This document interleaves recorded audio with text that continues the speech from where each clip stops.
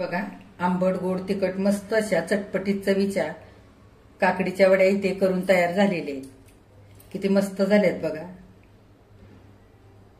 कोणालाही विश्वास बसणार नाही की ह्या वड्या काकडीच्या केलेल्या आहेत म्हणून. चवीला पण खूप छान लागतात वड्या ह्या. मी तुम्हाला एक वडी तोडून दाखवते. हे बघा, अगदी मस्त झालेले आहेत.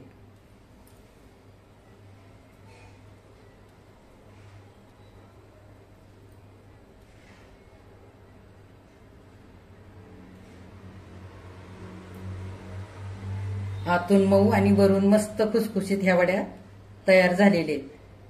तर काकडीच्या वड्यांची संपूर्ण रेसिपी मी तुम्हाला व्हिडिओमध्ये अगदी सोप्या पद्धतीने करून दाखवलेली आहे. तर चला लगेचच आपण रेसिपीला सुरुवात करूयात.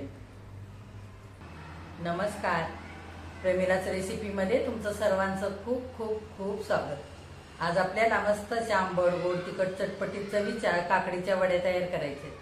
काकडीच्या वड्या तुम्ही नाश्त्यासाठी बनवू शकता, तोंडी लावण्याकरता बनवू शकता. काकडीच्या वड्या तुम्ही आधी सुद्धा बनवून हवाबंद डब्यामध्ये फ्रीजमध्ये ठेवू शकता. 2 ते 3 दिवस आरामात टिकतात. पाहिजे तेव्हा तुम्ही तळून घेऊ शकता. आणि काकडीच्या वड्या तुम्ही तळून सुद्धा हवाबंद डब्यामध्ये ठेवल्यात तर पाहिजे तेव्हा तुम्ही गरम करून घेऊ शकता. तर काकडीच्या वड्या तयार करण्यासाठी साहित्य काय काय लागणार आहे आणि त्या कशा तयार करायच्यात हे बघण्यासाठी लगेचच किचनमध्ये जाऊयात. जर माझ्या रेसिपीज तुम्हाला बघायला आवडत असतील तर एक लाईक जरूर करा. आणि जे कोणी आता माझ्या रेसिपीज नव्याने बघत आहेत त्यांनी माझ्या चॅनेलला जरूर सबस्क्राईब सुद्धा करा. तर आता वेळ न घालवता आपण आपल्या रेसिपीला लगेचच सुरुवात करूया. आपल्याला मस्त अशा आंबट गोड तिखट चटपटीत चवीच्या काकडीच्या वड्या तयार करायच्यात. काकडीच्या वड्या तयार करण्यासाठी साहित्य काय काय घेतलंय ते आधी बघूया. इथे मी मध्यम आकाराच्या 3 काकड्या घेतल्यात. इथे 1 कप बेसनचं पीठ घेतलंय. हे पीठ आपल्याला अंदाजाने लागणार आहे.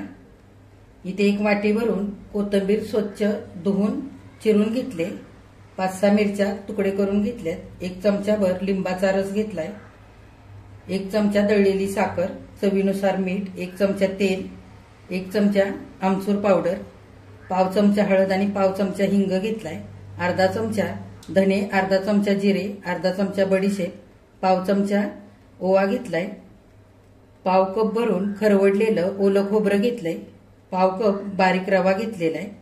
5-6 पाकळ्या लसणाच्या घेतल्यात आणि इंचभर आलं घेतलेलं आहे. इथे 2 चमचे पांढरे तीळ घेतले. आता आपण आधी काकडी किसून घेऊया. काकडी किसण्यासाठी इथे मी किसणी घेतले. काकडीचं दोन्ही पण बाजूचं असं कापून घेतलेलं आहे. आता काकडी आपण किसून घेऊया. 3ही काकड्या बिना साल काढता इथे मी किसून घेतलेले आहेत. बिना साल काढताच काकडी किसून घ्यायची म्हणजे वड्या अगदी चवीला छान होतात. आता आपण काकडीचा हा खीस दुसऱ्या भांड्यामध्ये काढून घेऊया. दुसऱ्या भांड्यामध्ये मी काकडी किसलेली काढून घेतली. काकडीचं पाणी सुद्धा आपल्याला इथे पिळून काढायचं नाही.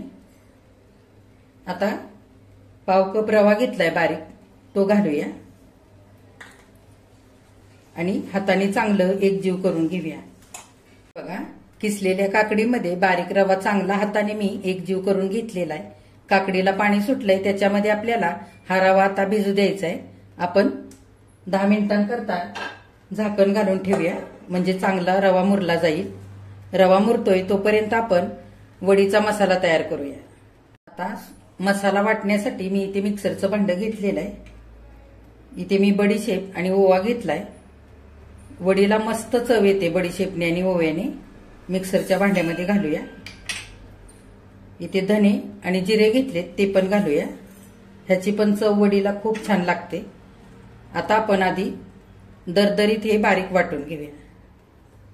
हे बघा, सुके मसाले असे दरदरीत वाटून घेतलेत. वडीसाठी असे अख्खे मसालेच हे दरदरीत वाटून घालायचे.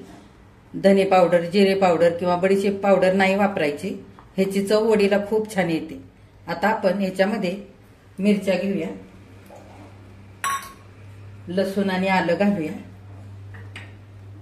ओलं खोबरं सुद्धा घालूया. तुमच्याकडे जर ओलं खोबरं नसेल तर ह्या जागी तुम्ही डेसिकेटेड कोकोनट वापरू शकता. खोबऱ्याने वडीला मस्त चव येते. आता बिना पाणी घालता आपल्याला हे चांगलं पुन्हा एकदा वाटून घ्यायचंय. हे बघा, बिना पाणी घालता सगळा मसाला असा दरदरीत वाटून घेतलेला आहे. बघा 10 मिनिटं झालेले. काकडीच्या खिसामध्ये रवा आपण मिसळून ठेवला होता मुरण्याकरता. रवा चांगला मुरलेला आहे. आता आपण सगळे मसाले एक एक करून घालून घेऊया. हा वाटून घेतलेला सगळा मसाला घालूया. आता आपण दळलेली साखर घालूया. साखरेने मस्त अशी गोडसर चव येते वडीला. तुम्हाला आवडत नसेल नाही घातली तरी पण चालेल. आमचूर पावडर घालूया. हिंग आणि हळद घालूया. हळदीने मस्त रंग येतो वडीला.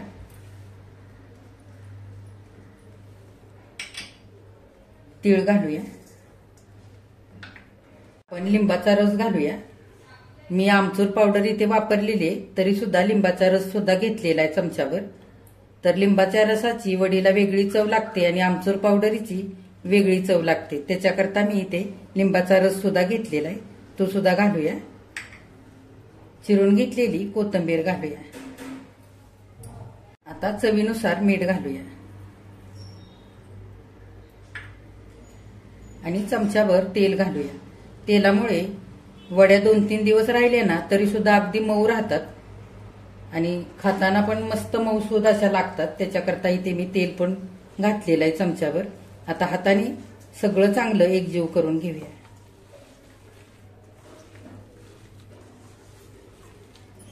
किसलेल्या काकडीमध्ये सगळे मसाले मी हाताने एकजीव करून घेतलेले.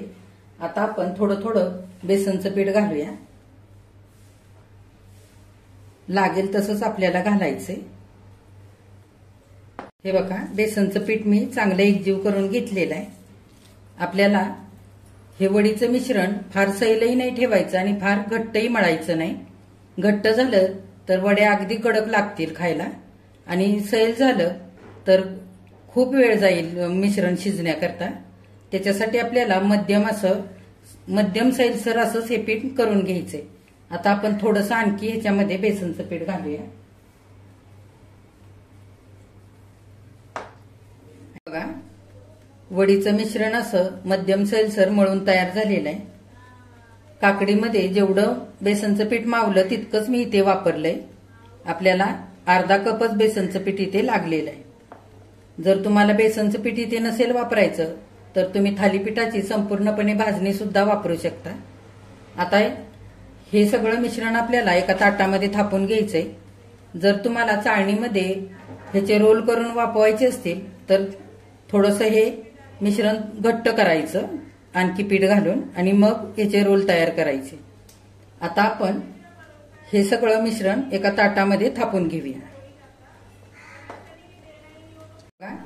मी ताटाला इथे तेल लावून घेतलेलं आहे.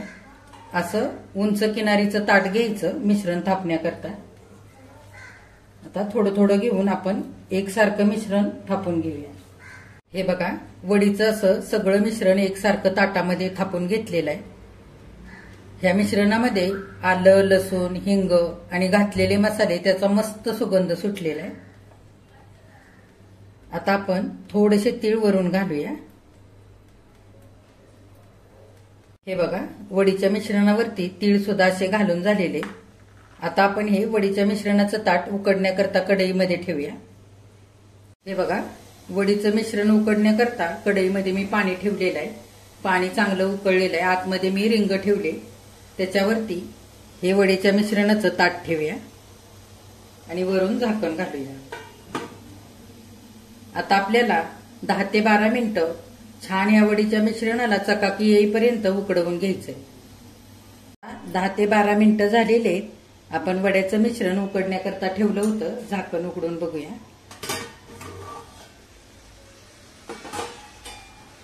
हे बघा, वड्याचं मिश्रण छान उकडलेलं आहे. वरून सुद्धा मिश्रणाला छान चकाकी आली.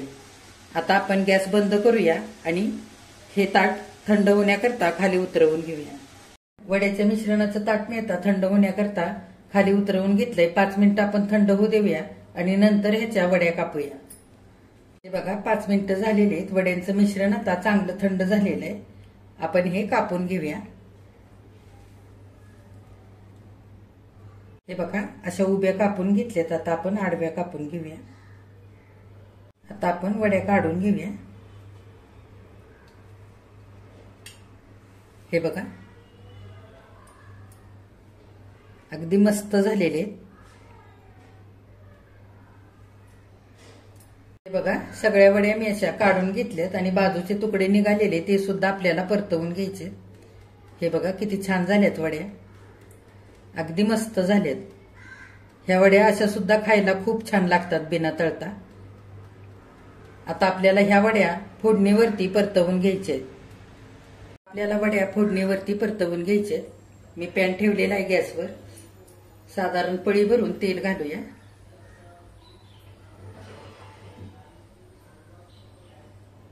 तेल चांगलं गरम होऊ द्यायचं. आता तेल चांगलं गरम झालेलं आहे. गॅस मध्यम करूया. कढीपत्त्याची पानं घालूया. त्याच्यात तीळ घालूया.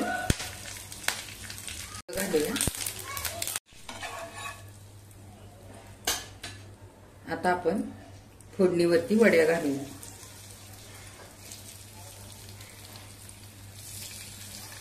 आता 1 मिनिटभर झालेला आहे. आपण वड्या उलटवून घेऊया. दोन्ही पण बाजूने छान आपल्याला सोनेरी रंगावरती परतवून घ्यायचे. आता आपण वरून थोडासा चाट मसाला टाकूया. असा चिमटीने टाकायचा आणि बेडगी मिरची पावडर पण थोडीशी घालूया. हे बघा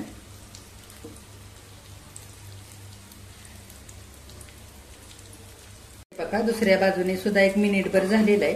आपण आणखी वड्या उलटवून घेऊया.